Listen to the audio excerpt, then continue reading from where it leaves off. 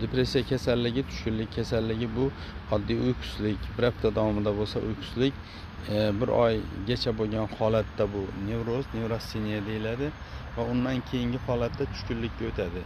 Uyqusizlik hamma biladi, uyqusizlikni, nevrozda jizzakilik, depressiyada esa 3 ta narsa. Hech kim bilan ko'rishgisi xohlamaydi odam, hech narsa qilgisi kelmaydi, uyqusi yomon bo'ladi, oilaviy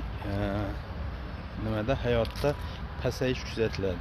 Mana shu holatlar bo'lgan paytda buni sport bilan yaxshi qilsa bo'lar ekan degan fikrga borib qolmanglar. Buni albatta psixoterapevt bilan maslahatlashib, o'tkir holatdan olib chiqib olib, keyin sportga o'tilsa maqsadga muvofiq bo'ladi. Men sizlarga maslahatlar berishga tayyorman.